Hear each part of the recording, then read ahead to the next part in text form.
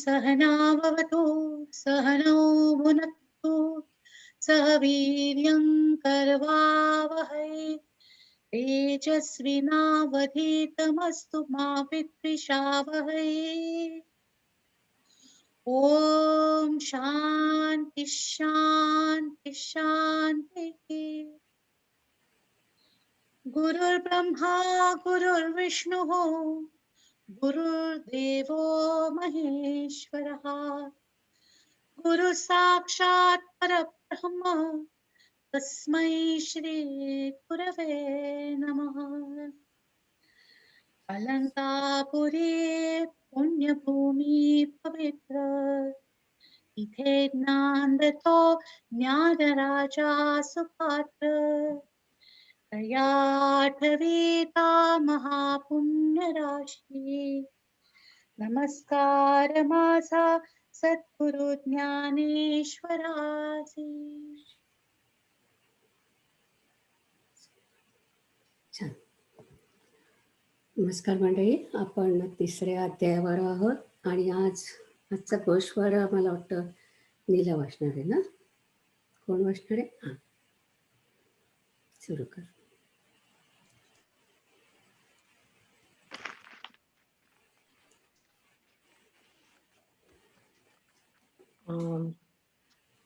श्लोक 2 ते 9 कर्मयोग. सामान्य जनांना मोक्षप्राप्तीचा मार्ग जो कर्म मार्ग त्याचा प्रारंभ तिसऱ्या अध्यायापासून झाला आहे. अर्जुनाला उपदेश. दुसऱ्या अध्यायाच्या शेवटी मारणारा व मरणारा असा भेदच उरत नाही, त्यामुळे अर्जुनाने युद्धात सिद्ध व्हावे असे श्रीकृष्णांनी सांगितले. यावर अर्जुनाने प्रश्न विचारला की जर कर्म आणि कर्ता उरतच नाही तर मग हे युद्ध किंवा हिंसात्मक कर्म करायला तू का प्रवृत्त करत आहेस? साहजिकच निश्चित कल्याण कशात आहे? गोंधळात पडलेला अर्जुन म्हणतो की सर्वार्थाने भरलेले योग्य तत्व अशा प्रकारे सांगावे की ते मला निसंशय कळेल. सर्व देवात श्रेष्ठ अशा देवा, परलोकी कल्याणकारक आणि इहलोकी आचरण्याला योग्य असे जे एक असेल ते मला निश्चित करून सांग. त्यावर श्रीकृष्ण सांगतात, निष्काम कर्मयोग सांगण्याच्या ओघात ज्ञानयोग मी सांगितला. हे दोन्ही मार्ग शेवटी एकाच साध्याला सुचवतात. त्यानंतर श्रीकृष्णांनी ज्ञानमार्ग आणि योगमार्गातील फरक समजावून सांगितला. ज्ञानमार्ग म्हणजे ज्यांनी क्षमादी चटक संपत्ती, नित्यानित्य विवेक, इहलोकी व परलोकी फलाविषयी विरक्ती, मुमुक्षत्व हे साधन चतुष्टय अनुसरून मोक्ष मिळवला आहे, त्यांना ज्ञानमार्गी म्हणतात. ज्ञानमार्ग हा विहंगम मार्ग आहे. पक्षी जसा झाडाच्या फळावर एकदम झेप घेतो तसा. ज्ञानमार्गाला ज्ञानेश्वर माऊली सिद्ध किंवा तयार भोजनाची उपमा देतात. कर्ममार्ग. जे साधक कर्ममार्गात निष्णात होऊन स्वधर्माचे आचरण करून मोक्ष मिळवतात तो कर्ममार्ग. कर्ममार्ग हा काही काळाने मोक्ष प्राप्ती देतो, जसे फांदीवर हळूहळू चढून फळ प्राप्ती होते तसा. याला पिपिलिका मार्गही म्हणतात. ज्ञानेश्वर माऊली कर्मयोगाला साध्य म्हणजे तयार करायच्या भोजनाची उपमा देतात. नैष्कर्म्य. श्रीकृष्ण येथे अर्जुनाचा नैष्कर्म्याबद्दलचा गैरसमज दूर करत आहे. कारण अर्जुनाला वर्णाप्रमाणे किंवा स्वधर्माप्रमाणे असलेले कर्म करायचे नाही. श्रीकृष्ण समजावतात, जसे कर्म आरंभ न करता कर्महीनाला सिद्धाप्रमाणे निष्कर्म होता येणार नाही, तसेच विहित कर्म टाकूनही निष्कर्म होता येणार नाही. पलीकडच्या तीराला जायचं असेल तर नावेचा त्याग करून कसे चालेल? किंवा भोजनाची इच्छा असेल तर स्वयंपाक न करता किंवा खाता कसे चालेल? एकदा आत्मतृप्ती किंवा निरीच्छा अवस्था प्राप्त झाली की कर्म सहजच थांबते. म्हणजे नैष्कर्म्य अवस्था प्राप्त झालेल्यास कोणत्याही कर्माचा बंध होत नाही. ज्याला नैष्कर्म्याची तीव्र इच्छा आहे त्याने विहित कर्म टाकणे मुळीच योग्य नाही. शिवाय आपल्या इच्छेप्रमाणे कर्माचा स्वीकार केल्याने ते घडते किंवा कर्म सोडल्याने त्याचा त्याग होतो असे आहे का? कर्म टाकणे म्हणजे कर्मत्याग नाही. त्रिगुणाधीन कर्म. जोवर शरीर आहे तोवर मी कर्मे करीन अथवा टाकीन हे म्हणणे मूर्खपणाचे आहे, कारण प्रत्येक जण त्रिगुणांच्या अधीन आहे, जे त्याच्याकडून कर्म करवित असतात. विहित कर्म सोडून दिले तरी इंद्रियांचे व्यवहार थांबतात का? सर्व कर्मेंद्रिय व ज्ञानेंद्रिय आपापले काम करतच राहतात. डोळे पाहतात, कान ऐकतात, पाय चालतात. तहान भूक थांबते का? बुद्धीने कल्पना करणे सोडता येते का? जागृती स्वप्न या अवस्था संपतात का? जन्म मरणाचे चक्रही चालूच राहते. शरीर आहे तोवर कर्मे घडणारच, कारण कर्म गुणामुळे उत्पन्न होतात. म्हणून मी कर्म करीन किंवा टाकीन हा वृथा अभिमान बाळगू नको. जसे वाऱ्याच्या झोताबरोबर वाळलेले पान आपण स्वतः हालचाल न करता उडत राहते, किंवा रथस्वार जरी स्वस्थ बसला तरी रथांच्या हालचालींनी प्रवास करतो. तसेच जोवर शरीराशी संबंध आहे तोवर कर्माचा त्याग शक्य नाही. तर त्याग कोणी करू असे जे कोणी म्हणतील तो त्यांचा हट्टच उरणार आहे. दांभिक जे लोक आपल्या वाट्याला आलेले कर्म टाकतात व कर्मातीत अवस्थेला पोहोचू पाहतात, ते कर्मेंद्रिय प्रवृत्तींचा निरोध करतात, पण मनात वासना असते. हम्म. त्यांना कर्मत्याग घडत नाही. जे बाह्यातकारी कर्मत्यागाचा नुसता देखावा करतात त्यांना दांभिक म्हणतात. निष्काम कर्मयोग जो अंतःकरणात निग्रही असतो व परमात्मा स्वरूपात समरस होतो, तो बाह्यातकारी कर्मे करत असतो पण इंद्रियांच्या अधीन होत नाही. जो विहित कर्माचा अनादर करत नाही, पाण्यातील कमळाचे पान जसे पाण्यात असूनही कोरडे राहते, तसाच तो कोणत्याही कामनेने लिप्त होत नाही व अविवेकी रूपी मलाने मलिन होत नाही. असा साधक आशापाशळीत असतो, तोच योगी होय.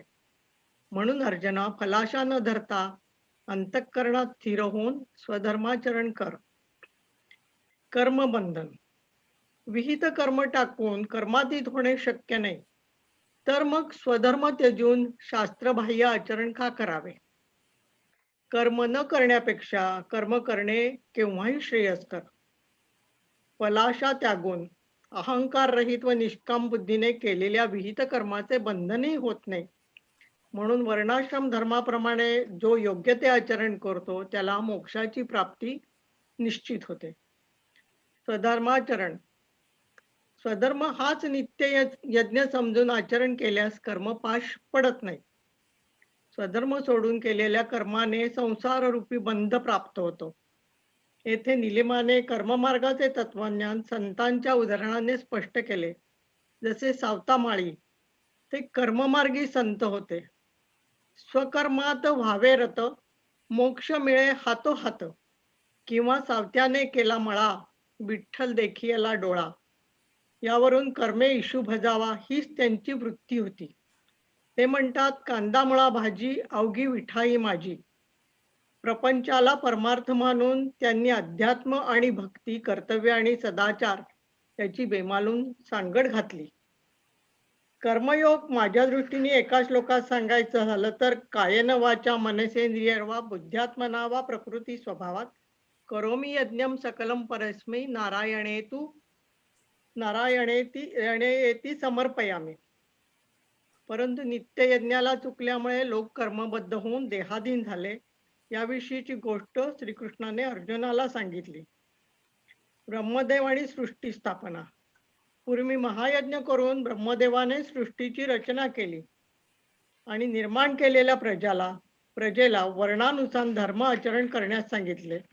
ते म्हणाले की 5 नित्ययज्ञ नाही केले तरी चालतील, पण स्वधर्म हाच नित्ययज्ञ समजून आचरण करा. कर्मकांडाची म्हणजे तीर्थयात्रा, व्रतनेम वगैरेची जरुरी नाही. जशी पतिव्रता पतीची सेवा करेल, तसेच अहंकार रहित निष्काम बुद्धीनी ही स्वधर्म रूपी सेवा परमेश्वर स्वरूपी अर्पण कराल, तर हा कामधेनू रूपी स्वधर्मच तुमच्या इष्टकामना पूर्ण करेल. हरिओम तत्सत. खूप छान सांगितलंस. फक्त एकच गोष्ट, ज्ञानमार्गाने म्हटलं आपण की तू म्हणजे ज्ञानमार्गाने मोक्ष प्राप्ती करून, तर त्यांना मोक्ष प्राप्ती मिळत नाही. ते साधना चतुष्ट झालं की त्यांना अधिकारित्व येतं. आपल्याला त्याच्यामध्ये अधिकारित्व म्हणतात की ज्ञानमार्गाने पुढे जाण्यासाठी अधिकारित्व लागतं. आणि तत्वबोधामध्ये सांगितलंय की साधना चतुष्टय केलं की तुम्हाला ते अधिकारित्व येतं. तर ते त्यांना आवाज येत अधिकारित्व नाहीये येतं आणि रेणुका ताई. त्याच्यानंतर ते मोक्षाच्या मार्गाला लागतात. पण मोक्षप्राप्ती होते ती शेवटी होते. राईट? म्हणजे मोक्षप्राप्तीचाच हा ज्ञानमार्ग आहे. हा मार्ग कुठे जातो? मोक्षासाठी. राईट? तर त्यांचं ते उद्दिष्ट साध्य झालं नसतं, पण दे आर ऑन देअर वे. तर त्या हो, अच्छा. अधिकारित्वासाठी. पण मग ज्ञानमार्गी लोकांना मोक्षप्राप्ती केव्हा झाली असं समजायचं? नंतर जेव्हा त्यांचं लोकांना मोक्षप्राप्ती केव्हा झाली, प्रॉबेबली जेव्हा त्यांना असं वाटतं की मी आणि परमात्मा एकच आहे, असं जे काय वाटतं ते. पण हा आत्ता त्यांचा जो मार्ग आहे, साधना चतुष्टयाने फक्त अधिकारित्व येतं. त्याच्यामुळे पुढे जायला फक्त त्यांना म्हणजे मार्ग मार्ग सुकर हे झाला. त्या हा मार्गावर ते गेलेत असं. मार्गावर ते जाऊ शकतात. ओके. ओके, आता आपण 2 प्रश्न होते मागच्या वेळी, तर त्यांची उत्तरं आधी बघूया. आज माझी जरा गडबड होती. ओके. एक प्रश्न होता, मला वाटतं नीला तुझाच होता का बरं? हो. मी हो. माझ्या मनामध्ये विचार आणि कल्पना, मन आणि हां, चित्त हां. Right, right. ह्याच्यात हां, खूप तर तू गोंधळ होत होता. म्हणून मी करेक्ट. विचारलं होतं. हो. हां, हां. तर तो जो प्रश्न होता त्याच्या असं मला उत्तर सापडलं म्हणून मी तुला सांगते.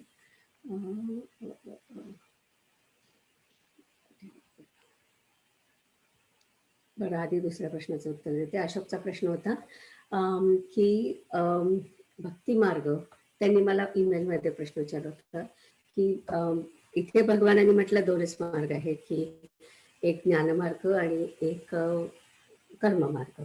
तर मग भक्ती मार्ग हा नंतर ऍड केलेला होता का, असा त्यांचा प्रश्न आहे. आणि तर उत्तर असं आहे की गीतेत एकूण 4 मार्ग सांगितले आहेत. अष्टांग योगाचा मार्ग पण आपल्या याच्यात सांगितला आहे 6व्या अध्यायामध्ये. तर दयानंद सरस्वतीचं जे शंकर भाषेचं भाषांतर आहे त्याच्यात त्यांनी म्हटलं होतं की भक्ती हा सुद्धा मानस व्यापार आहे, म्हणून तो कर्मयोगाचाच एक भाग आहे. आणि अशोक, मी तुमच्या ईमेलमध्ये चुकीचं सांगितलं, कारण अष्टांगयोग हा सुद्धा कर्ममार्गाचाच भाग आहे असं त्यांनी म्हटलंय. मला वाटतं मी तिथे ज्ञानमार्ग लिहिलं होतं. तर भक्ती ही संकल्पना उपनिषदातच आहे आणि श्वेताश्वत्तर उपनिषद जे आहे त्याच्या 6.23 या श्लोकात भक्तीचा प्रथम उल्लेख आला आहे असं मानलं जातं. तर म्हणजे तिथे त्यांनी सुरुवात केली आहे की ब्रह्माला रुद्राच्या रूपात पाहिलं जातं, शिवाच्या रुद्राच्या. सत्यम शिवम सुंदरम आपण जे म्हणतो तो शिव, त्याचं रुद्र रूप हे भक्तीचं पहिलं देव, भक्तीची पहिली देवता मानली जाते. तर म्हणजे बेसिकली आपल्याला परिचित असणाऱ्या रूपात, देहधारी रूपात कल्पना करायची, तर त्याला आपण म्हणजे देव जे काय आपण म्हणतो ते, तर त्याला प्रातिभासिक सत्य असं म्हटलंय. आणि ती कल्पना या उपनिषदात मांडलेली आहे, श्वेताश्वत्तर उपनिषदात.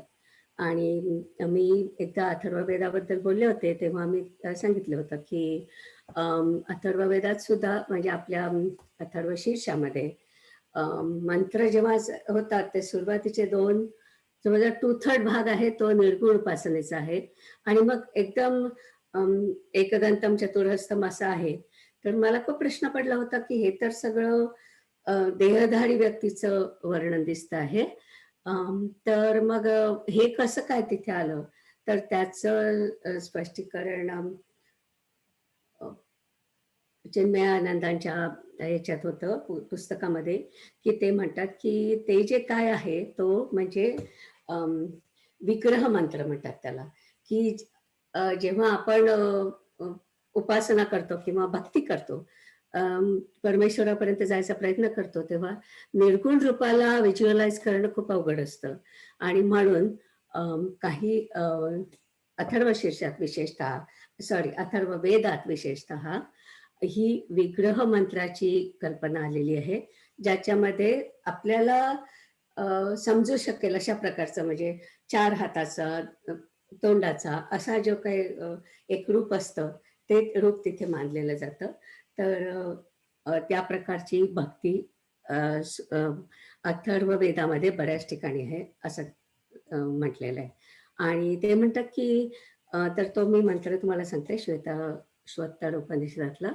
यस्य देवे पराभक्ती यथा देवे तथा गुरु तस्ये ते कथिता अर्था प्रकाशन्ते महात्माना. म्हणजे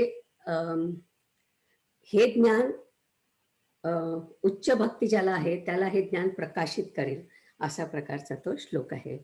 आणि आपण आता प्रातिभासिक सत्य म्हटलं तर थोडंसं त्याच्याबद्दल सांगते की एक तर निर्गुण ब्रह्म ते म्हणजे ब्रह्म, एव्हरीथिंग इज ब्रह्म. आणि मग त्याच्यातलं वेदामधले जे देव आहेत, देवता आहेत, तर ते म्हणतात की cosmic forces viewed individually in certain areas are called देवतास. जसं वरुण आहे, वरुण म्हणजे पावसाचा देव. तर एक एक कॉस्मिक फोर्स घेऊन त्याला इंडिव्हिज्युअल केलेलं त्या वेदातल्या देवता आहेत. आणि त्याच्यानंतर ज्या काय म्हणजे नॉट एक्झॅक्टली मनुष्य रूप, कारण नरसिंहाचं जे रूप आहे ते अर्ध सिंहाचं अर्ध मनुष्याचं आहे. पण कुठल्या तरी रूपात जे आपल्या ओळखीचे रूप आहे, अशा प्रकारच्या रूपात जेव्हा ते बघितलं जातं तेव्हा त्याला त्या देवतांना प्रातिभासिक सत्य असं म्हटलेलं आहे. आणि प्रातिभासिक सत्यावरचे जे लोक आहेत, म्हणजे जे काय देव आपण म्हणतो, त्यांची सगुण उपासना आणि भक्तीसाठी केली जाते. आणि अर्थातच मग त्या देवतांचे अवतार होतात. म्हणजे वरुणाचा किंवा इंद्राचा अवतार आपल्याला कधी दिसत नाही, पण याच्यामधले जे देव आहेत प्रातिभासिक सत्यावरचे, त्याचे आपल्याला अवतार दिसतात. आणि मग भगवान त्यांना आपण म्हणतो, त्यांना 6 गुण असतात वगैरे, ते मनुष्य रूपच घेतात असं आपण म्हणतो, किंवा तत्सम रूप घेतात असं आपल्याला म्हणजे आपल्याला समजू शकणार असं जे काय रूप घेतात ते. आणि मग अवतार म्हणजे काय आहे ते आपल्याला पुढच्या 4थ्या अध्यायात आपण पाहणार आहोत. तर मार्गाबद्दलच्या याच्याबद्दल मी जेव्हा वाचत होते तेव्हा 8व्या अध्यायात माऊलींनी छान प्रश्न विचारलाय. त्या म्हणतात की सगळंच जर का ब्रह्म म्हणजे सगळं ब्रह्म आहे आणि ब्रह्म आपणच आहे, मग वेगवेगळे मार्ग शोधायचेच कशाला? मग मार्गाती काय शोधावे, कोणे कोठून के जावे, जरी देश कालादी आगावे आपणची असायची. म्हणजे ईश्वरच सर्व भूतांना किंवा अहम ब्रह्मासी आपण हे जर का दोन्ही एकत्र केलं तर मग आपल्याला मार्ग शोधण्याची गरजच नाही, असं माऊलींचं त्याच्यामध्ये 8व्या अध्यायामध्ये एक छान ओवी आहे. ओके, नंतर नीलाच्या प्रश्नावर येते की imagination where it is form, म्हणजे चित्तामध्ये का माइंडमध्ये का बुद्धीमध्ये. तर त्याचं उत्तर विवेक चूडामणीमध्ये दिलेलं आहे की इमॅजिनेशन इज ऑल्सो इन बुद्धी. आणि त्याच्यामध्ये आणखी असं म्हटलं की you cannot imagine anything that you don't have knowledge of. आणि मला आधी हे वाटलं की अरे असं कसं होईल, म्हणजे आपण इमॅजिनेशन म्हणतो मग ते नॉलेज काय. पण उदाहरण असं आहे की समजा म्हटलं पिग फ्लाइंग, राईट, ती आपली इथली फेवरेट इमॅजिनेशन आहे पिग फ्लाइंग.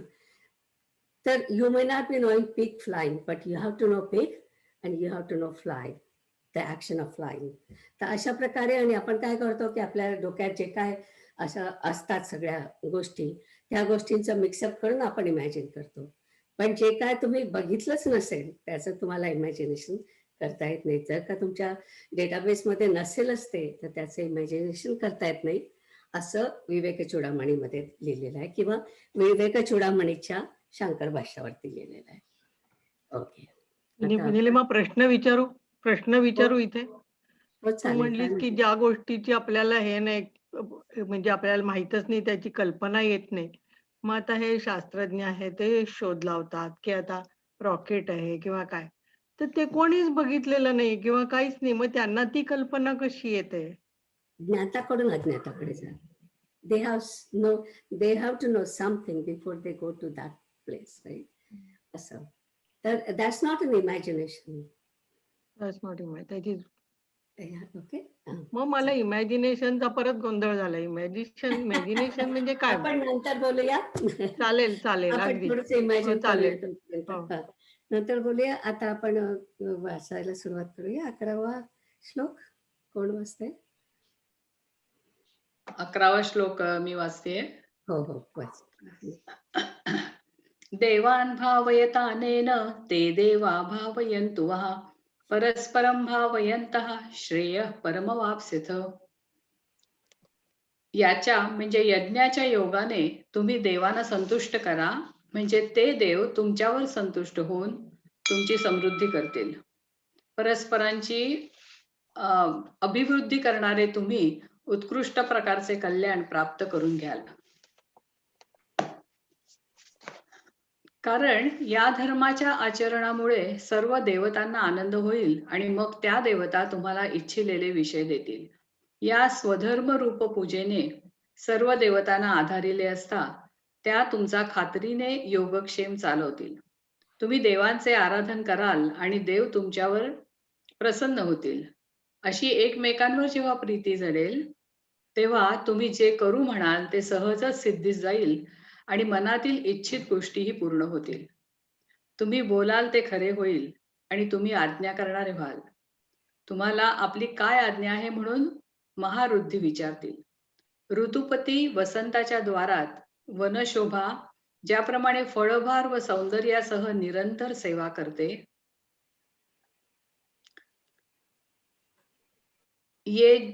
जे येणे करुनी समजता परितोषू होईल देवता, मग ते तुम्हा ईप्सिता अर्थाते देती.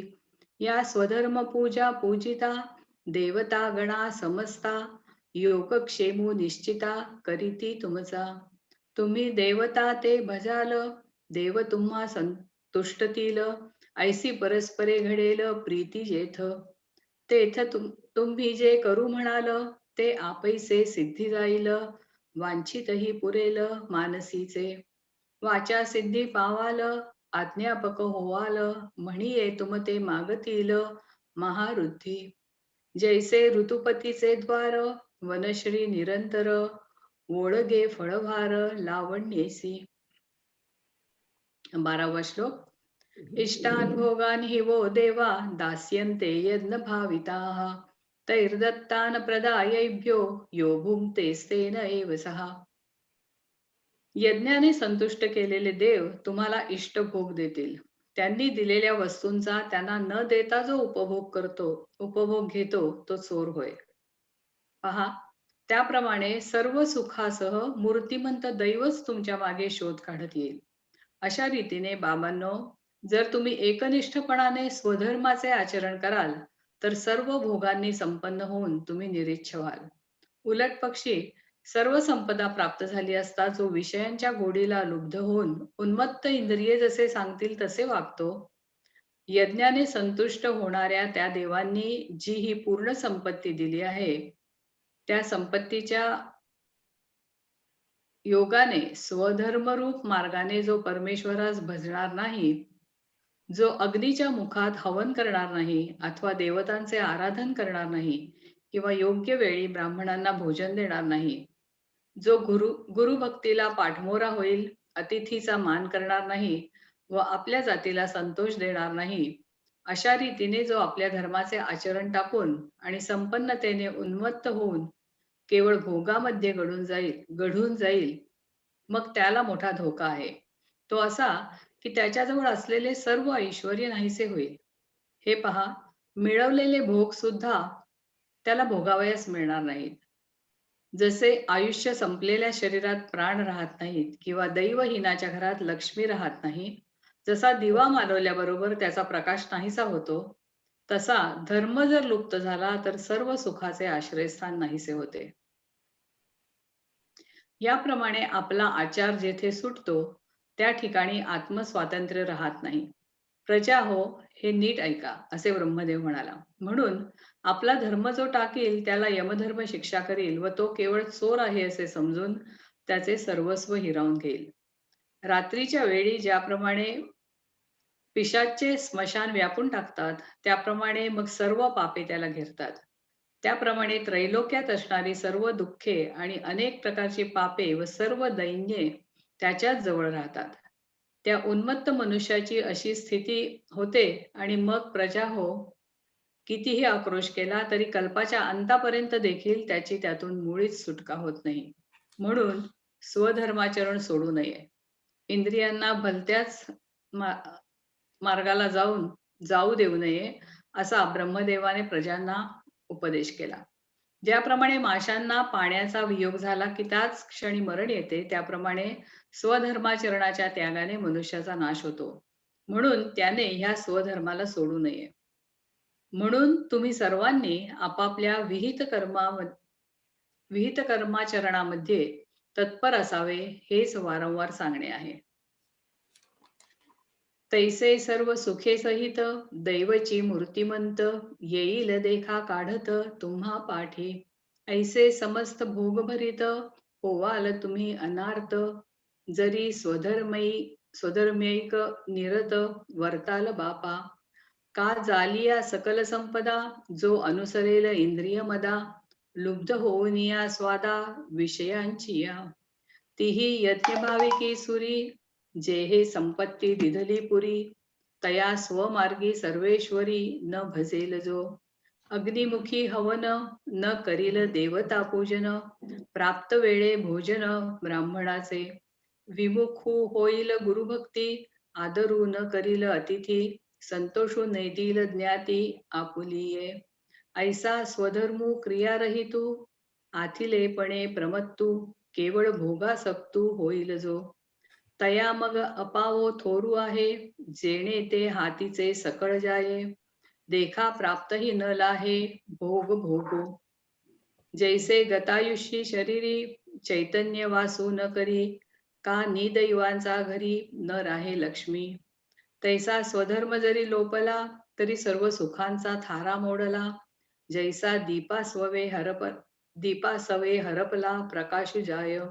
तैसी निजवृत्ती जेथ सांडे, तेथ स्वतंत्र ते वस्ती न घडे. आई का प्रजा हो हे पुढे, विरंची म्हणे. म्हणूनी स्वधर्मू जो सांडिल, तया ते काळू दंडिल. चोरी म्हणून हरिल सर्वस्व तयाचे. मग सकळ दोष भवते, गिवसोनी घेती तया ते. रात्री समयी स्मशानाते भूते जैशी. तैशी त्रिभुवनीची दुःखे आणि नानाविधे पातके. दैन्य जात तितुके तेथेची वसे. ऐसे होय तया उन्मत्ता, मग न सुटे बापा रुदता. परिकल्पांतीही सर्वथा प्राणीगण हो. म्हणूनी निजवृत्ती हे न संडावी, इंद्रिये बरळो नेदावी.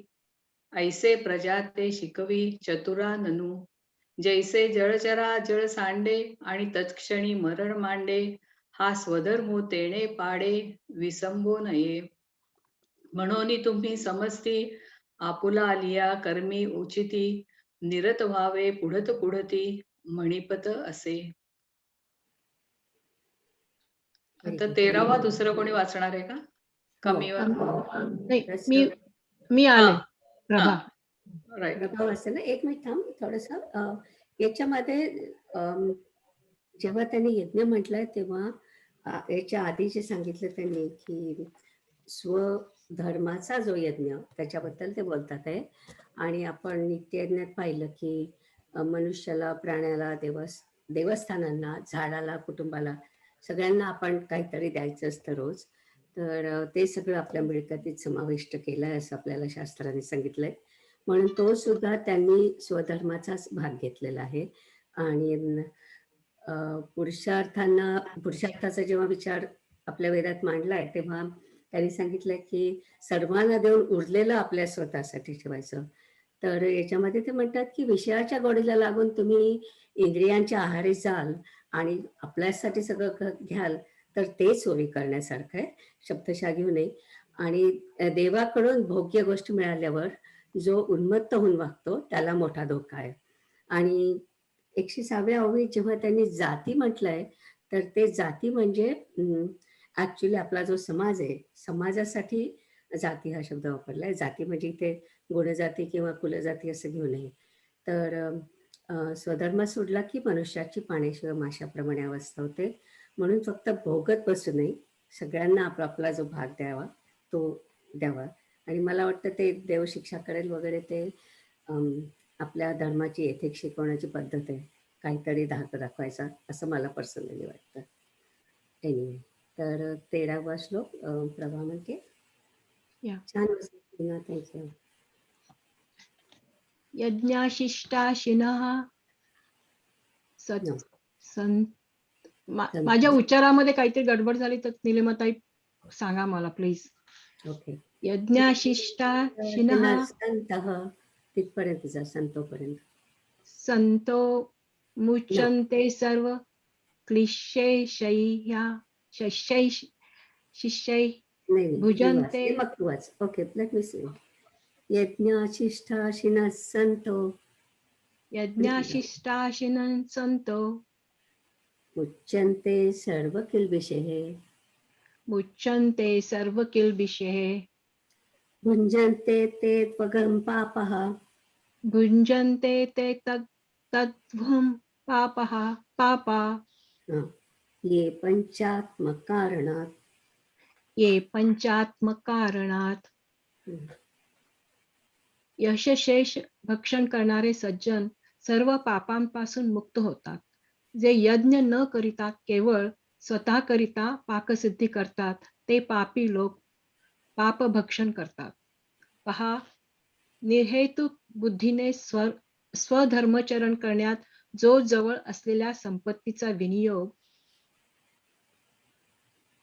करतो, गुरु गोत्र व अग्नी यांचे पूजन करतो, योग्य वेळेला ब्राह्मणांची सेवा करतो आणि पितरांकरिता श्रद्धादी नैमित्तिक कर्मे करतो, यावर सांगितलेल्या विहित कर्माचरण रूप यज्ञाने यज्ञपुरुषांच्या ठिकाणी यजन करून जे जे यज्ञशेष सहजच राहील त्यांचे आपल्या घरी आपल्या कुटुंबासह सुखाने सेवन करतो, ते सेव्यच त्यांच्या पापाचा नाश करते. ते यज्ञातील अवशेष तो भोगतो. म्हणून ज्याप्रमाणे अमृत मिळाले असता महारोग रोग्याला सोडून जातात, त्याप्रमाणे पातके त्यास सोडून जातात.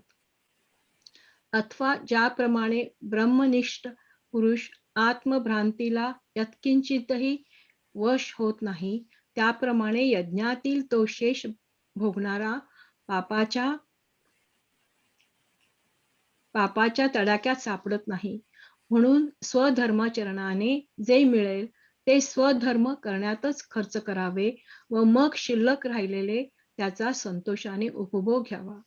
अर्जुना, अशा रीतीने वागण्याखेरीज दुसऱ्या तऱ्हेने वागू नये. अशी ही सृष्टीच्या आरंभाची कथा श्रीकृष्णाने सांगितली. आपण देहच आहोत असे मानून जे लोक विषय हे भोग्य वस्तू आहेत असे समजतात आणि ज्यास या पलीकडे दुसरी काहीच कल्पना नसते, ते भ्रमिष्ठ लोक आपल्या जवळ असलेली संपत्ती वगैरे सर्व काही यज्ञाची सामुग्री आहे असे न समजता त्या सर्व संपत्तीचा केवळ स्वतःसाठी भोग घेण्यास प्रवृत्त होतात. इंद्रियांना आवडतील असे चटकदार पदार्थ ते तयार करतात. ते पापी लोक या पदार्थांच्या रूपाने वस्तुतः पापच सेवन करतात असे समज.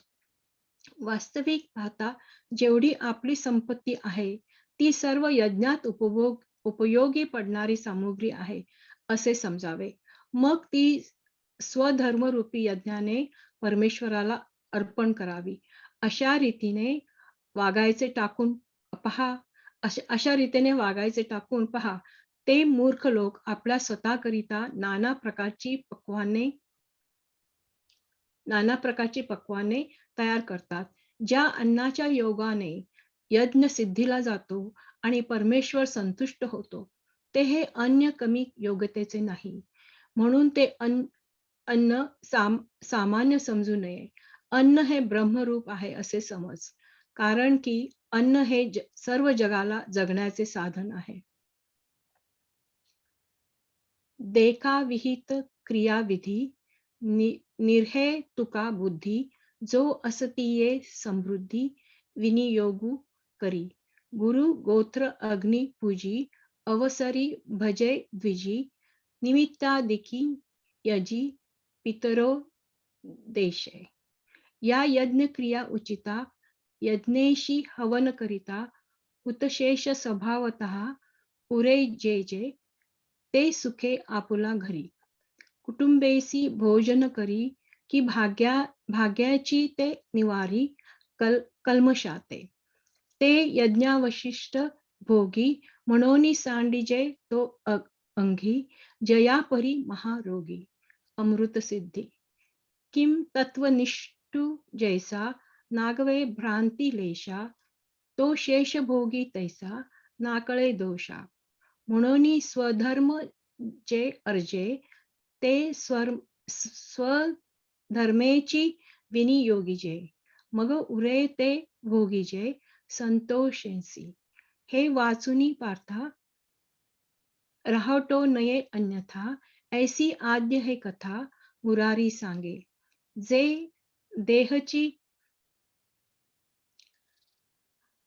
जे देहची आपण पे मानिती आणि विषयांते भोग्य म्हणती, या परते न स्मरती आणिक काही.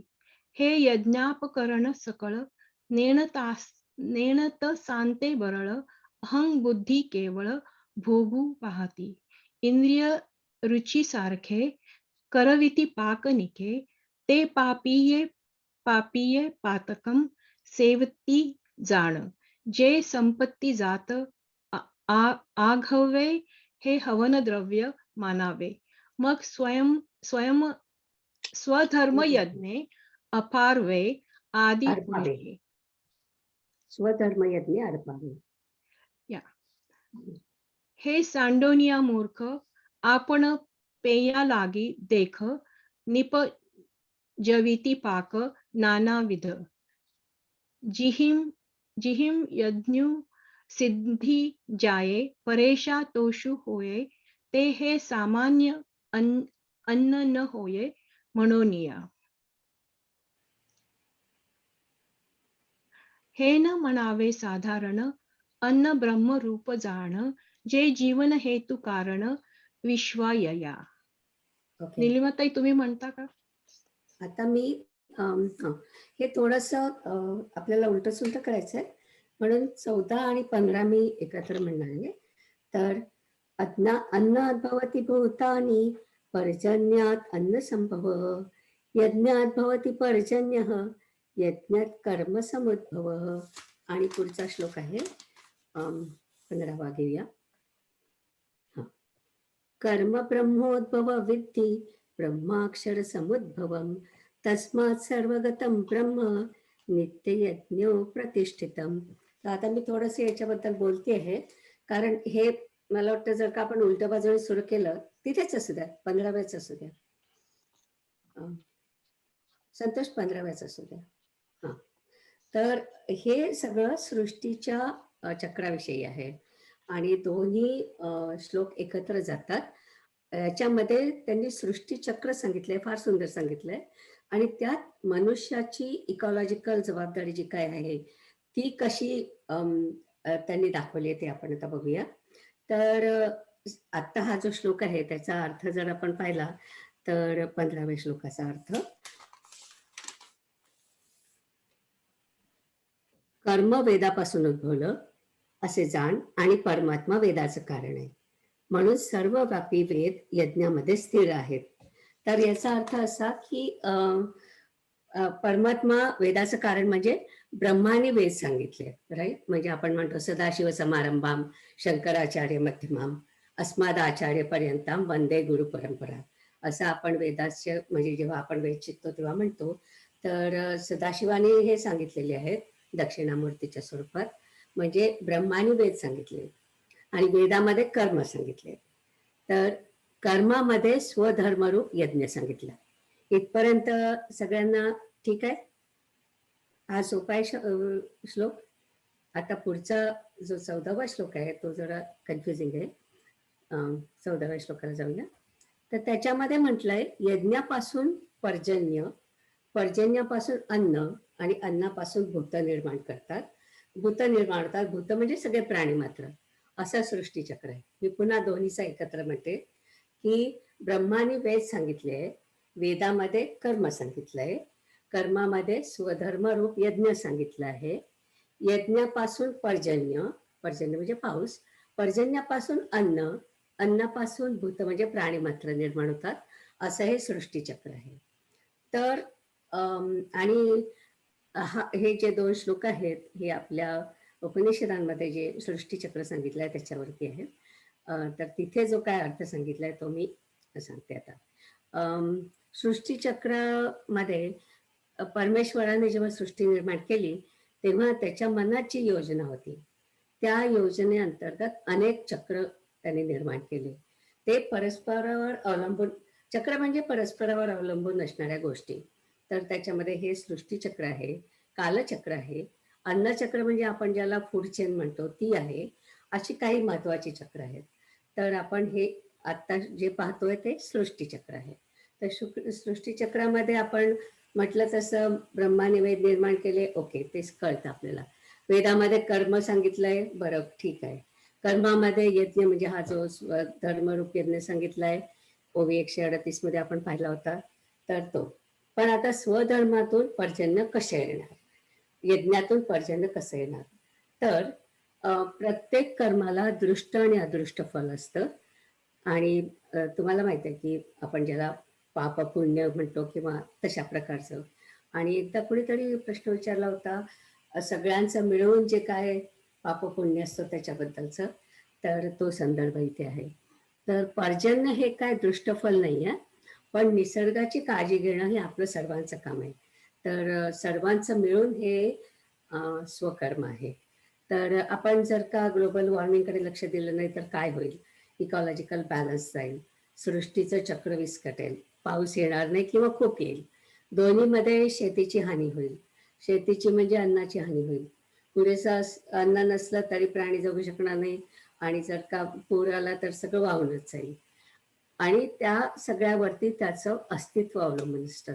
तर भवंती म्हणजे एक्झिस्ट. प्रत्येकाने स्वतःची जबाबदारी उचलून या निसर्गाची सृष्टीची काळजी घेतली तरच योग्य प्रमाणात पाऊस पडेल. जास्त पण नको आणि कमी पण नको, असा त्याचा अर्थ आहे. आणि मग अर्थातच अन्नामुळे प्राणी निर्माण होतात. म्हणजे आपलं सगळं प्रत्येकाचंच फूडवरती सगळं अवलंबून असतं. आणि मग त्याच्यामधून म्हणजे पावसामुळे अन्न आणि स्वधर्मावर पाऊस अवलंबून आहे. आणि स्वधर्म हा कर्मात सांगितलेला. आता मी त्या ज्या ओव्या आहेत त्याच्याप्रमाणे सांगते. 14व्या ओवीत मला सांगितलं आहे की अन्नामुळे प्राणी निर्माण होतात, पावसामुळे अन्न आणि स्वधर्मावर पाऊस अवलंबून असतो. आणि नंतर मग सांगितलं आहे की स्वधर्म हा कर्मात सांगितलेला आहे, कर्म वेदात आहे, वेद ब्रह्माने सांगितलं आहे. हे सगळं चक्र फिरत राहिलं पाहिजे, कारण जो सृष्टी चक्राप्रमाणे वागत नाही तो पापमय आयुष्य जगतो, असं सांगितलं आहे. म्हणजे मग अशी म्हटलं तसं पाऊस कमी नको किंवा जास्त नको. तर त्याच्यावरून मला एक गोष्ट आठवली की माझ्या मुलाच्या घराची वास्तुशांती आम्ही करत होतो, आणि वास्तुशांतीतले पूजेला जे मंत्र आहेत ते फार सुंदर आहेत. म्हणजे तुम्हाला जर का कधी वेळ मिळाला तर त्याचं मंत्र किंवा त्याचं भाषांतर जरूर जरूर ऐका. त्याच्यामध्ये आपण वरुणाची पूजा करतो. तर तेव्हा वरुणाला त्यांनी असंच म्हटलं की इतका पण कमी पाऊस पडू देऊ नको की दुष्काळ पडेल, आणि इतका पण जास्त पाऊस नको की पूर येईल. तर माझ्या या घराच्या भोवती योग्य प्रमाणात पाऊस पडू दे, असं त्याच्यामध्ये एक प्रार्थना आहे. मला वाटलं की ती फार सुंदर प्रार्थना आहे. तर थोडंसं विषयांतर झालं, पण सांगते. आणखीन पुन्हा मुद्द्यावर येऊन सांगते की प्रत्येक व्यक्तीच्या कृतीचा सार्वजनिक परिणाम कसा होतो, म्हणजे प्रत्येकानेच आपलं कार्य केलं नाही तर कसा परिणाम होतो याचं एक आपल्या ह्याच्यामध्ये उपनिषदामध्येच एक उदाहरण दिलेलं आहे. तर ते मी सांगते आता की एक गोष्ट सांगितली आहे त्याच्यामध्ये की राजा असतो, तुम्ही कदाचित ऐकली असेल ही गोष्ट. तर एक राजा असतो, तो आपल्या प्रधानाला म्हणतो की आपल्या आपल्या देशातले सगळे लोक खूप प्रामाणिक आहे असं मला वाटतं. तर तो प्रधान म्हणतो, हो प्रामाणिक आहे, पण तरी पण प्रत्येकाने स्वतःचं स्वकर्म करायला पाहिजे, नाहीतर मग प्रॉब्लेम येतो. तर तो म्हटलं, असं कसं होईल, समजा एखाद्याने नाही केलं तर काय बिघडतं? तो म्हटलं, बरं मग मी तुम्हाला आता एक एक्झाम्पल दाखवतो. म्हणून मग त्यांनी काय केलं की एक मोठी हंडी ठेवली राजवाड्यासमोर, आणि सांगितलं की प्रत्येकाने 1 कप दूध इथे आणून टाकायचं उद्या सकाळी. तर प्रत्येकाने हा विचार केला की ओके. मग दुसऱ्या दिवशी त्यांनी पाहिलं तर त्या हंडीमध्ये फक्त पाणीच होतं. कारण प्रत्येकाने असा विचार केला की एवढा मोठा हंडा इथे आणून ठेवलेला आहे आणि त्याच्यामध्ये जर का मी 1 कप दूध घातलं नाही तर काय फरक पडणार आहे, म्हणून मी पाणीच घालणार. असं करत करत प्रत्येकाने पाणी घातल्यामुळे त्या हंडीमध्ये फक्त पाणीच राहिलं होतं. म्हणजे सिम्बॉलिक आहे ते सगळं. तर तसंच आता आपण जे बघतो की आपण पाहिलं कोविडच्या वेळेस राईट की काही लोकांनी मास्क घातला नाही, काही लोकांनी सोशल डिस्टन्सिंग पाळलं नाही आणि मग काय झालं, कोविड वाढला, लॉकडाऊन झालं. मग जेव्हा लॉकडाऊन झालं होतं तेव्हा ट्रक येत नव्हत्या. मग शेतामध्ये आपण ते पाहिलं होतं सगळं विजन की शेतामध्ये शेतातल्या भाज्या सडत होत्या आणि कित्येक दूध वाया गेलं होतं आणि इकडे लोक उपाशी राहत होते. फूड बँकेत फूड नव्हतं. तर म्हणजे जर का प्रत्येकाने स्वकर्म टाळायचं किंवा काही लोकांनी जरी स्वकर्म टाळलं तरी सुद्धा समाजावर परिणाम होऊ शकतो. आणि म्हणून मला या 2 ओव्या अतिशय आवडतात की खरंच आहे की आपल्या सगळ्या सृष्टीचक्रावरती आपलं जे काही वागणं आहे त्याचा सगळ्याचा परिणाम सृष्टीचक्रावर पूर्ण होऊ शकतो. आणि अशा प्रकारच्या या 2 ओव्या आहेत. तर ते सृष्टीचक्र याच्यामध्ये सांगितलंय. आणि काय सांगत होते? परात्पर. हां. परात्पर कुठे आहे? एनिवे तर आपण जाऊया पुढे. अर्थ वाचव. मी कुठून वाचायला सुरुवात करू? हां, अर्थापासून सुरू कर 14व्याचा. ओके. ही सर्व भूते अन्नामुळे वाढतात. मला वाटतं तोच 14व्याचा आहे का? तो. हो, तो 14व्याचा. हां. वाचा. ही सर्व भूते अन्नामुळे वाढतात व या अन्नाला पाऊस चोहीकडे उत्पन्न करतो. तो पाऊस यज्ञापासून उत्पन्न होतो. तो यज्ञ कर्मापासून प्रगट होतो आणि वेदरूप ब्रह्म हे कर्माचे मूळ आहे. अन्नास्तव भूते प्ररोह पावती समस्ते मग वरिषु या अन्नाते सर्वत्र प्रसवे तया पर्जन्या यज्ञी जन्म यज्ञाते प्रगटी कर्म कर्मासी आदि ब्रह्म वेदरूप. तुम्ही श्लोक म्हणता का निर्मलाताई? हं. ओके.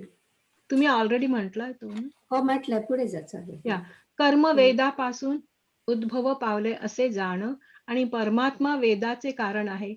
म्हणून सर्वव्यापी सर्व विषयांचे प्रकाशन करणारा वेद यज्ञामध्ये नित्य स्थिर आहे. म्हणजे वेदाने चित्त शुद्धीकरिता यज्ञ म्हणजे विहित कर्म करावे असे सांगितले आहे. दूर व जवळ असणारे जे ब्रह्म ते वेदांना उत्पन्न करते. म्हणून हे स्थावर जंगमात्मक विश्व ब्रह्मात गोविलेले आहे. अर्जुना ऐक. परंतु मूर्तिमंत कर्मरूप यज्ञामध्ये वेदांचे निरंतर राहणे आहे. मग वेदांते परापर प्रसवतसे अक्षर म्हणून हे चराचर ब्रह्मबद्ध परिकर्मचिये मूर्ती यज्ञी अधिवासु श्रुती एके सुभद्रापती अखंड गा. ऐकेस बघा. पुढे पुढे कोण वाचणार? मी घेऊ थोडं वाचा. हो, वाच. एवं प्रवर्तितं चक्रन्नानुवर्तयति हयः अघायुरिन्द्रिया रामो मोघं पार्थ स जीवति. आता ओळीचा श्लोकाचा अर्थ. हे अर्जुना, याप्रमाणे सुरू केलेल्या चक्राला अनुसरून जो इहलोकी वागत नाही व इंद्रियांमध्ये रममाण होतो त्याचे आयुष्य पापमय होय, तो व्यर्थ जगतो. अर्जुना, याप्रमाणे ही मुळातली परंपरा मालिका तुला या यज्ञाकरिता थोडक्यात सांगितली. म्हणून जो उन्मत्त पुरुष या लोकामध्ये उचित अशा स्वधर्म रूप यज्ञाचे पूर्णपणे आचरण करणार नाही, जो वाईट आचरण करून इंद्रियांचे केवळ लाड पुरवितो, तो पापांची राशी असून भूमीला केवळ भार आहे असे समज. जर भलत्याच वेळेला आलेली ढगांची फळी निरुपयोगी असते, जसे भलत्याच वेळेला आलेल्या मार्गांची फळी निरुपयोगी असते, त्याप्रमाणे अर्जुना त्याचा जन्म व कर्म निष्फळ आहे. किंवा ज्याच्या हातून आपल्या धर्माचे आचरण होत नाही, त्याचे जगणे शेळीच्या गळ्यात असलेल्या स्तनाप्रमाणे निरर्थक आहे असे समज. म्हणून अर्जुना, ऐक, आपला हा धर्म कोणीही सोडू नये. काया वाचा मने करून या एकाचेच आचरण करावे. अरे, हे शरीर जरी प्राप्त झाले आहे तरी ते पूर्वकर्मानुसार मिळालेले आहे. असे आहे तर मग आपल्याला असे आहे तर मग आपल्यास विहित असलेले कर्म आपण का टाकावे? अर्जुना, ऐक, मनुष्य शरीर मिळाले असता जे कर्माचा कंटाळा करतात ते अडाणी आहेत. होय. हम्म. कैसी हे आदी परंपरा, संक्षेपे तुझ धनुर्धरा, सांगितली या अध्वरा, लागो निया. म्हणून समूळ हा उचितू, स्वधर्म रूप क्रतू, नानुष्ठी जो मत्तू लोकी इये. तो पातकांची राशी, जाण भार भूमीचे, जो कुकर्मे इंद्रियांचे उपयोगा गेला. हे जन्म कर्म सकळ, अर्जुना अति निष्फळ, तैसे का अभ्रपटळ अकाळींचे. कांगळासन असेचे, तैसे जियाले देखे तयाचे, जया अनुष्ठान स्वधर्माचे घडे चिना. म्हणून ऐके पांडव, हा स्वधर्मो कवणेन स्पंदावा, सर्व भावे भजावा हाची एकू. अंगा शरीर जरी जागले, तरी कर्तव्य भोगे आले, मग उचित का आपुले बोसंडावे. तरी वास्तव्यसाची, मूर्ती लाहोनी देहाची, कंठी करीती कर्माची, ते गांभडेगा. श्लोक 17. हम्म. यस्त्वात्मरतिरेव स्यात् आत्मतृप्तश्च मानवः, आत्मन्येव च संतुष्टस्तस्य कार्यं न विद्यते. श्लोकाचा अर्थ, पण जो मनुष्य आत्म्याच्याच ठिकाणी रत असतो आणि आत्म्याच्याच योगाने तृप्त असतो आणि आत्म्यामध्येच संतुष्ट असतो, त्याला काही कार्य राहत नाही. पहा, तो निरंतर आपल्या स्वरूपात घडलेला असतो. तोच एक या जगात देहधर्माने युक्त असूनही कर्माने लिप्त होत नाही. कारण की पहा, तो आत्मज्ञानाने संतुष्ट होऊन कृतकृत्य झालेला असतो. म्हणून त्याचा कर्माशी संबंध सहज सुटलेला असतो. होया. देखे असते देह धर्मे, एक तोची एकूण लिंबे कर्मे, जो अखंड रमे आपण पांची. ते तो आत्मबोधे तोचला, तरी कृतकायु देखे जाहला, म्हणून सहजे सांडवला कर्म संगू. श्लोक 18. नैव तस्य कृतेनाथो नाकृतेनेह कश्चन, न चास्य सर्वभूतेषु कश्चित् कर्तव्यपाश्रयः. श्लोकाचा अर्थ, इहलोकी त्याला कर्म केल्याने अथवा न केल्याने काही लाभ नाही.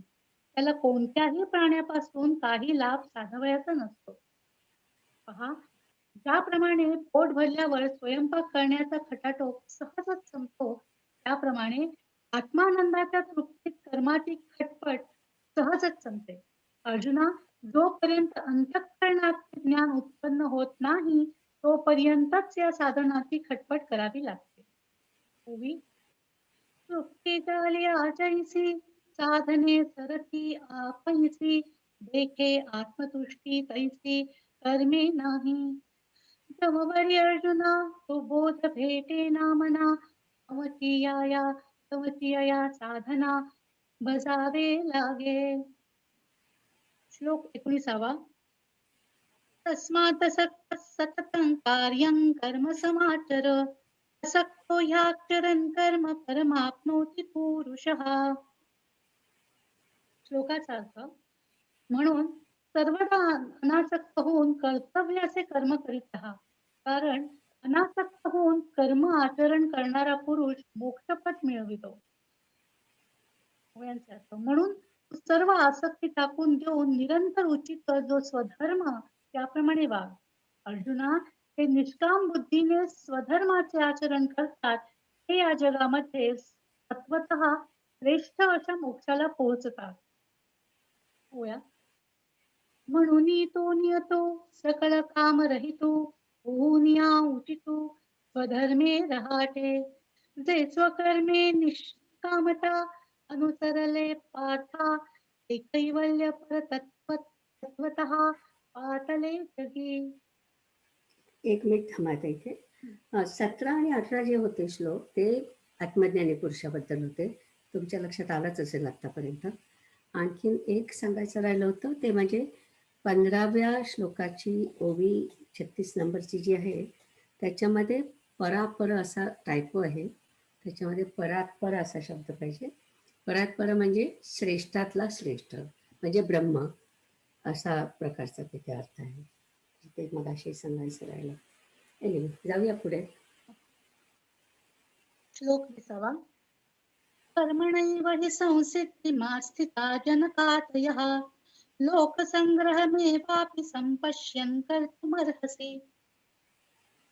श्लोकाचा अर्थ, कारण कर्माच्याच योगाने जनकादिकांना सिद्धी प्राप्त झाली. लोकसंग्रहाकडे दृष्टी देऊन देखील कर्म करणे तुला योग्य आहे.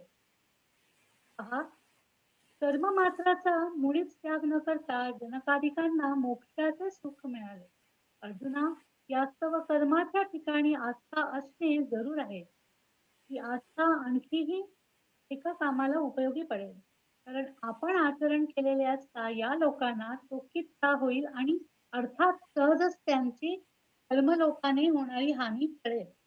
पहा, मिळवावयाचे ते ज्यांनी मिळविले व म्हणून ते निरीक्त झाले त्यांना देखील लोकांना वळण लावण्याकरता कर्म करणे प्राप्त आहे. रस्त्याने आंधळ्याच्या बरोबर पुढे चालणारा डोळस मनुष्य आंधळ्यास सांभाळून घेऊन त्याच्या बरोबर चालतो. त्याप्रमाणे अज्ञानी पुरुषाला ज्ञानाने आपण आचरण करून धर्म स्पष्ट करून दाखवावा.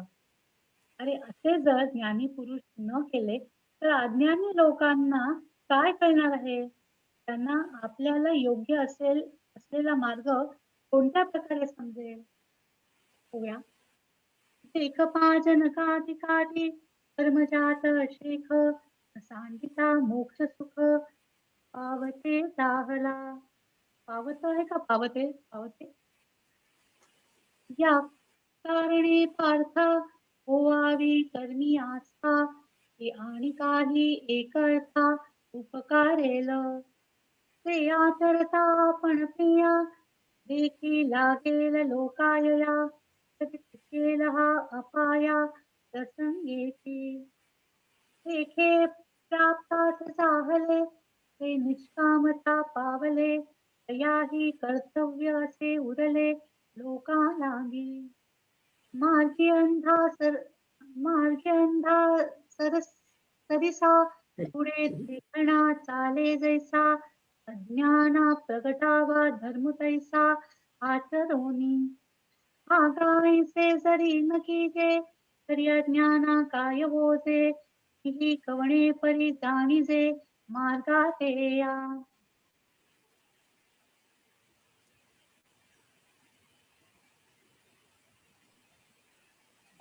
आता कोण वाचते?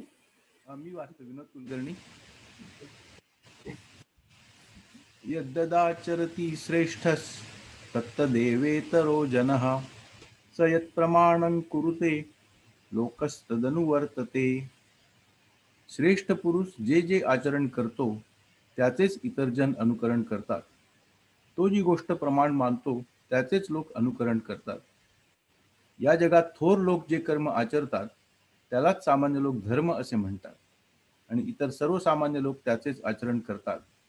अशी ही स्थिती असल्यामुळे ज्ञानी पुरुषाने कर्म सोडणे बरोबर नाही.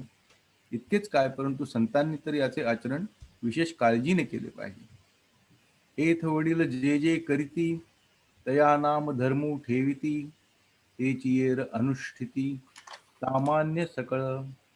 हे ऐसे असे स्वभावे म्हणून कर्म न संडावे विशेषे आचरावे लागे संती. आता याच्यापासून जवळजवळ 26व्या पर्यंत लीडर जे असतात त्यांनी पण का बरं कार्य करायला पाहिजे, त्यांना जरी आवश्यकता नसली तरी, किंवा ज्ञानी माणूस असेल त्यांनी सुद्धा करायला पाहिजे असं सांगितलंय. आणि फार सुंदर पद्धतीने सांगितलंय की कारण ते उदाहरण घालून देत असतात ना.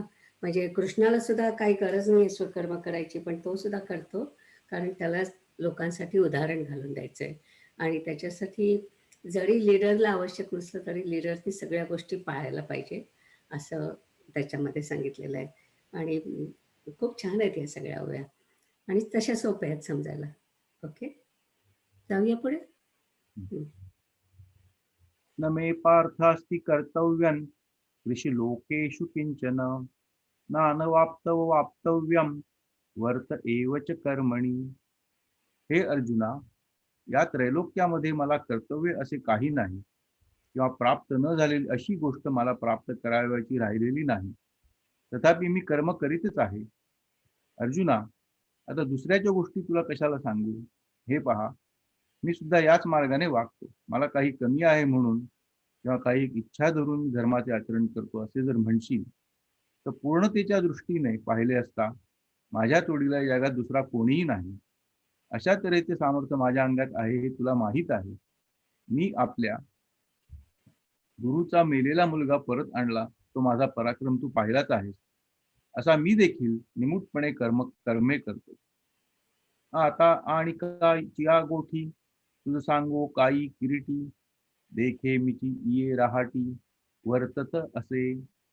काय साकडे काही माते की कवणे एके आरते, आचरे मी धर्माते म्हणसी जरी, तरी पुरते पणा लागी आणि तू दुसरा नाही जगी. ऐशी सामुग्री माझा अंगी जाणसी तू. मृत गुरुपुत्र आणिला तो तुआ पवाडा देखिला, तोही मी उगला कर्मी वर्ते. यदि ह्यन्न वर्ते यई जातु कर्मण्य तन्वितः, मम वर्तमानुवर्तन्ते मनुष्याः पार्थ सर्वशः. जर मी कर्म करण्याविषयी कदाचित निष्काळजी राहील तर हे अर्जुना, सर्व लोक माझ्या मार्गालाच अनुसरतील. परंतु ती कर्मे मी कशी करतो म्हणून विचारशील तर सकाम पुरुष केवळ फलाच्या उद्देशाने ज्या दक्षतेने कर्मे करतो तितक्याच दक्षतेने मीही पण कर्माचरण करतो. पण ते केवळ त्या एका हेतूने की सर्व प्राणी समूह आमच्याच तंत्राने चालणारा आहे, तेव्हा तो भलतीकडे जाऊ नये म्हणून. परी स्वधर्मी वर्ते कैसा, साकांक्षू का होय जैसा, तयाची एका उद्देशा लागो निया. जे भूतदात सकळ असे आम्हाची आधीन केवळ, तरी न व्हावे बरळ म्हणो निया. कुत्सिदे युरिमे लोका न कुर्यां कर्मचेदहम, संकरस्य कर्तास्याम उपहन्यामि माः प्रजाः. जर मी कर्म करणार नाही तर हे सर्व लोक नाश पावतील. संकर करण्याला मी निमित्त होईल व या लोकांचा किंवा लोकस्थितीचा नाश करण्यास मी कारण होईल. आम्ही निरीच्छ होऊन जर आपल्या स्वरूप स्थितीत राहिलो तर ही प्रजा भवसागरातून कशी पार पडेल? यांनी आमच्या मार्गाकडे पाहावे आणि मग वागण्याची रीत समजून घ्यावी. असा प्रकार असल्यामुळे आम्ही कर्म टाकून बसलो तर की लोकांची राहणी सर्वच बिघडेल. म्हणून या लोकात जो समर्थ असेल आणि सर्वज्ञतेने युक्त असेल त्याने तर विशेषे करून कर्माचा त्याग करू नये. आम्ही पूर्ण काम होऊनी जरी आत्मस्थिती राहुनी, तरी प्रजा हे कैसेनी निस्तरेल. ही आमची वास पहावी मग वर्तती परी जाणावी, ते लौकिक स्थिती आघवी नासिली होईल. म्हणून समर्थू जो येथे आत इला सर्वज्ञते, तेणे सविशेषे कर्माते त्यजावेना. सक्ता कर्मण्य विद्वांसो यथा कुर्वन्ति भारत, कुर्याद्विदांस्तथा सक्तस् चिकीर्षु लोकसंग्रहम. हे अर्जुना, ज्याप्रमाणे अज्ञानी लोक कर्माच्या ठिकाणी आसक्त होऊन कर्म करतात, त्याचप्रमाणे लोकसंग्रह करण्याची इच्छा करणाऱ्या ज्ञानी पुरुषाने अनासक्त होऊन कर्म करावे. पहा, फलाच्या आशेने फलासक्त पुरुष जितक्या उत्सुकतेने कर्माचे आचरण करतो तितक्याच उत्सुकतेने फलाशा नसलेल्या लोकांनीही कर्मे केली पाहिजे. कारण अर्जुना, लोकांची ही वागणुकीची रीत सर्व प्रकारे नेहमी जतन करून ठेवणे योग्य आहे. म्हणून शास्त्राने सांगितल्याप्रमाणे वागून जगास सरळ मार्गाला लावावे आणि आपण लोकांमध्ये लोकबाह्य वागू नये. देखे फळाची आशा, आचरे कामकू जैसा, कर्मी भरू ओवावा तैसा, निराशाही जे पुढत पुढती पार्था, हे सकळ लोकसंस्था, लक्षणीय सर्वथा म्हणून या. मार्गाधारे वर्तावे, विश्व हे मोहरे लावावे, अलौकिके अलौकिक नोहावे लोकांप्रती. न बुद्धिभेदै जनयेत अज्ञानां कर्मसंगिनां, जोषयेत सर्व कर्माणि विद्वान युक्तः समाचरन्. कर्माच्या ठिकाणी आसक्त असलेल्या अज्ञानी लोकांचा ज्ञानी पुरुषाने बुद्धिभेद करू नये. अवधानपूर्वक स्वतः कर्म करून ज्ञानी पुरुषाने समाहित चित्त राहून ज्ञानी लोकांकडून सर्व कर्मे करवावी. जे ताने बालक मोठ्या कष्टाने आईच्या अंगावरचे दूध पिते ते पक्वान्ने कसे खाईल? म्हणून अर्जुना, ही पक्वान्ने ज्याप्रमाणे तान्ह्या मुलाला देऊ नये त्याप्रमाणे ज्यांच्या अंगी कर्म चांगल्या तऱ्हेने करण्याची योग्यता नाही त्यांना थट्टेने देखील नैष्कर्मतेचा उपदेश करू नये. त्यांना योग्य कर्माची वागणूक लावून देणे हे योग्य आहे. त्यांच्याजवळ त्या सत्कर्माचरणाची स्तुती करावी आणि निष्काम पुरुषांनीही सत्कर्माचेच आचरण करून दाखवावे. लोककल्याणासाठी जरी त्यांनी कर्माचे आचरण केले तरी कर्माचे बंधन त्यास प्राप्त होणार नाही. बहुरूपी जेव्हा राजाराणीचे सोंग आणतात त्यावेळी त्यांच्या मनात आपण स्त्री पुरुष आहोत अशी कल्पनाही नसते. तथापि ते जसे घेतलेल्या सोंगाची बतावणी यथास्थितपणे लोकात करतात त्याचप्रमाणे लोकसंग्रहाकरिता निष्काम पुरुष जरी कर्म करीत असले तरी त्यास कर्माचे बंधन प्राप्त होत नाही. जे सायाशे स्तन्य सेवी, ते पक्वान्ने केवी जेवी, म्हणून बाळका जैसी मेदावी धनुर्धरा, तैसी कर्मी जया अयोग्यता, तया प्रती नैष्कर्म्यता, न प्रकटावी खेळता आदी करुणी. तेथे सत्क्रियाची लावावी, तेची एकी प्रशंसावी, नैष्कर्मी ही लावावी आचरोनी. तया लोकसंग्रहा लागी, वर्तता कर्म संगी, तो कर्मबंधू अंगी वाजेलना. जैसी बहुरूपियांची रावो राणी, स्त्री पुरुष भावो नाही मनी, परिलोक संपादनी तैसीच करीती. छान छान सांगितलं. ओके, आता आपण संपवूया. हो. आता विश्वात्मके देवे, येणे भाग्यज्ञे तोषावे, तोषोनी मजत्यावे पसायदा नहे. जे खळाटी व्यंकटी सांडो, तया सत्कर्मी रती वाढो, भूता परस्परे पडो मैत्र जीवाचे. दुरिताचे तिमिर जावो, विश्वस्वधर्म सूर्ये पाहो, जो जे वांछील तो ते लाहो प्राणी जात. वर्षत सकळ मंगई, ईश्वर निष्ठांची मांदियाळी, अनवरत भूमंडळी भेटतो भूता. चला कल्पतरूंचे आरव, चेतना चिंतामणीचे गाव, बोलते जे अर्णव पियुषाचे. चंद्रमे जे अलांछन, मार्तंडचे तापहीन, ते सर्वाही सदा सज्जन सोय रे होतू. किंबहुना सर्व सुखी, पूर्ण होऊनी तिही लोकी, भजिसो आदि पुरुषे अखंडित. आणि ग्रंथोपजीविये, विशेषी लोकिये, दृष्टादृष्ट विजये होवावेजी. येथ म्हणे श्री विश्वेश्वरावो, का होईल दान पसावो, येणे वरे ज्ञान देवो सुखिया झाला.